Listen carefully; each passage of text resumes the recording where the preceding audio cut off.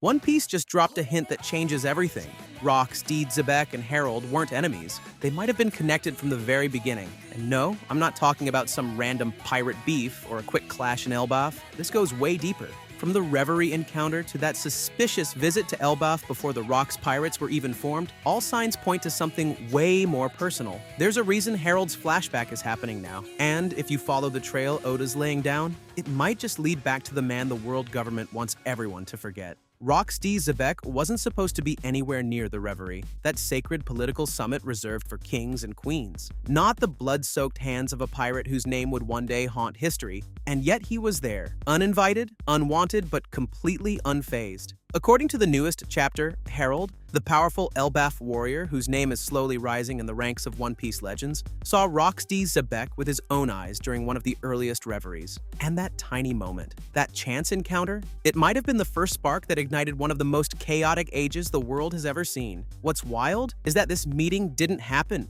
during the peak of Rock's power. Nah, this was before the Rock's pirates were even a thing. Before Kaido, before Big Mom, before the monster crew that would go on to shake the world even existed. And yet, even back then, Rock's was already different, already dangerous, already deadly enough to do something no pirate, no revolutionary, no warlord has ever pulled off. He eliminated an admiral. Like, let that sink in for a second. An actual admiral. The kind of figurehead that represents the one of the core of the world government's power was erased from existence by a man who didn't even have a crew yet. We don't know which admiral it was. We don't know the details of the battle. But what we do know is that no other pirate in One Piece history has ever been confirmed to kill one. Not Whitebeard, not Blackbeard, not Shanks, not even Roger, just Rocks. And that alone should terrify anyone. Let's be real. We know that the present Yonko can eliminate an admiral, but let's just give that spot to Rocks since maybe he's the very first to end an admiral. But that's what makes this next detail even crazier. After the Reverie sometime later, Rocks didn't just disappear into the shadows. He went straight to Elbaf, the land of giants, the warrior kingdom, a place even the world government treads carefully around. And not for some random raid or ego boost. No, he went there with a purpose.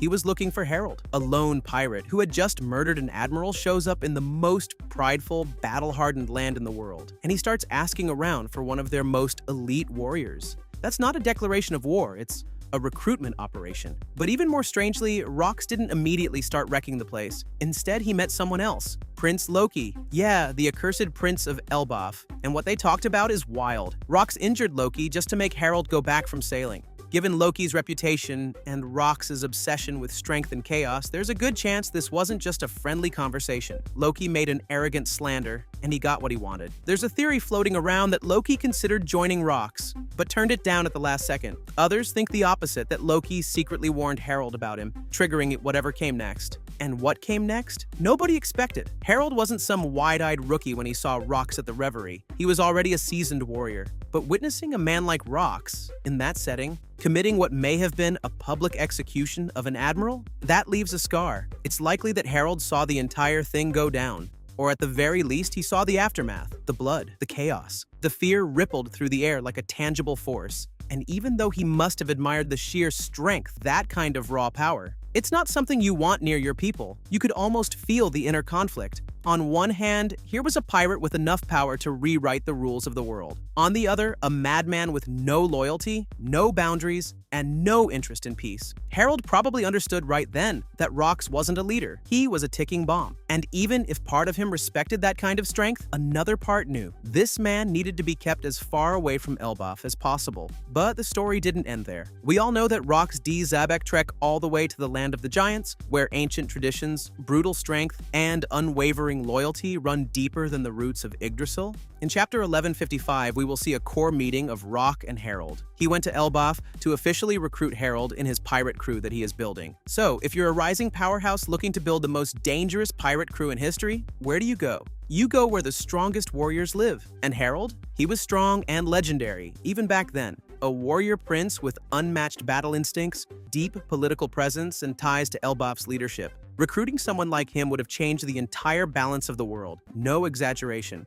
And yeah, I know some people think that's a stretch, but let's be real. We've seen big-name pirates chase down powerful individuals all the time. Whitebeard handpicked his sons, Shanks personally scouted talent, Blackbeard waited years for the right devil fruit user to appear. So why wouldn't Rox, one of the most ambitious and unhinged pirates in history, do the exact same thing? But here's where it flips. Harald clearly didn't join. That much is obvious, but what's really interesting is the why. This wasn't just some prideful rejection like, nah, I work solo. This was deeper. The Harald we're seeing in the flashback, calm, wise, and fiercely protective of Elbaf's future, seems like someone who made a conscious choice to stay, to build, to protect, not someone who got scared or intimidated. And if he really did turn down Rox, that's a huge flex. But also, Rox wasn't exactly the kind of guy to take rejection well. The guy literally tried to take over the world. So if Harald said no, there's a real possibility, and some fans are heavily speculating this, that Rox didn't just leave quietly. He might have tried to force the issue, like literally challenge Harald to a one-on-one,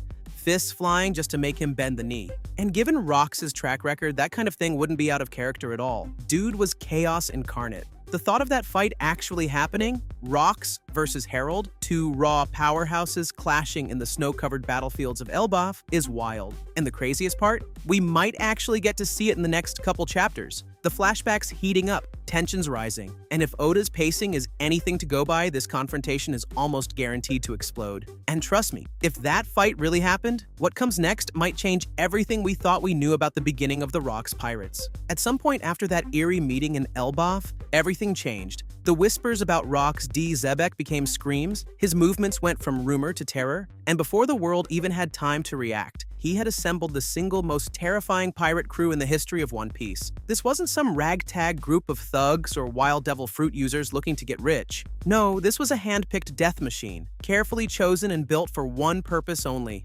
domination. That's when the name Rox Pirates was born, and that's when the world started losing sleep. And man, when you look at that lineup, it's actually insane. Rox stood at the top, obviously. Cold, brutal, completely unhinged. But then you see the others. Whitebeard, in his prime. Big Mom, back when she was still raw power and ambition. Kaido, before the scales and scars, burning with youthful rage. Shiki, with his golden lion arrogance and unmatched navigation prowess. And those are just the headliners. You still had Miss Buckingham Stussy, the mysterious Gloriosa, Silver Axe, Captain John, Wang Ji, names that the Marines still fear even in the current era. It wasn't just a crew. It was a nightmare factory. What's wild is that every single one of them was a top-tier threat. Any one of those names could have captained a crew and made it to the New World on their own. But under Rox, they were soldiers, pawns in a much darker game. Because unlike Roger or even Luffy, Rox wasn't chasing adventure or freedom. He wanted to rule the world, literally, not symbolically, not through influence. He wanted to become the king of everything: land, sea, sky, and soul.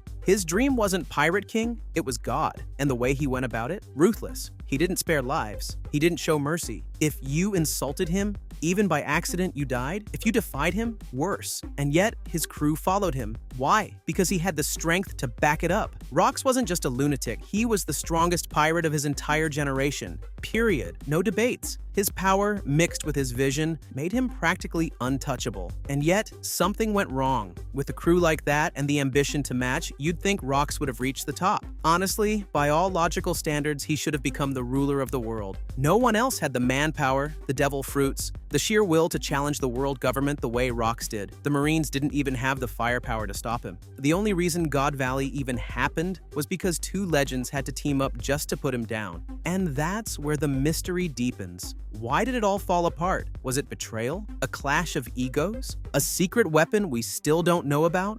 In Chapter 1155, we already see that the Rox pirate main crew were never truly loyal to Rox himself. They were loyal to strength, and the moment his grip slipped, everything unraveled. Others think something more supernatural happened, something tied to the Void Century, or the secret that Rox was supposedly trying to uncover. Whatever the truth is, one thing is painfully clear. Rox D. Xebec almost changed everything. He stood at the edge of the world, ready to tear down the entire system, with the most overpowered crew ever assembled. And just when it looked like he would win, fate said no. But what if that wasn't the end? 38 years ago, in a place the world wishes it could erase from memory, everything came crashing down. God Valley, a name that carries the weight of an entire forgotten war.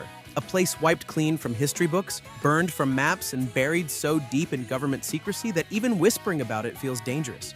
But what went down there changed the entire balance of the world, because that's where Rox D. Xebec died, supposedly. Now here's what we do know. Rox led his crew, the most dangerous pirate crew ever assembled, straight into God Valley, and he didn't go there by accident. He went with purpose, with rage, and with one goal in mind: to attack the celestial dragons. Not rob them, not ransom them, destroy them. That alone tells you the kind of man he was. He didn't want to steal from the kings of the world. He wanted to burn their kingdom to the ground. And the truth is, if it had just been Rox versus the celestial dragons, they wouldn't have stood a chance. Not even close. But something unexpected happened. The world government knew they couldn't stop Rox on their own. The celestial dragons were basically sitting ducks, and the Marines were either too slow or too scared to intervene directly. So, in an unprecedented twist of fate, the government did something it had never done before. It accepted the help of a pirate. And not just any pirate, Gol D. Roger. Yes, the man who would later become the Pirate King, the rival of Rox, the one who understood the true history of the world, teamed up with Monkey D. Garp, the Marine hero, to stop him. And that alliance? It wasn't about justice. It wasn't about morality. It was survival. Because Rox was that much of a threat. Two men who stood on opposite ends of the law had to set aside everything they believed in just to take him down. And according to Sengoku, that's where it ended. That's where Rox D. Xebec died. No body was ever shown. No grave was ever built, and no one knows how he died, just that he did. And after that, the crew disbanded, and the nightmare was over. At least, that's what the world thinks. Here's the thing.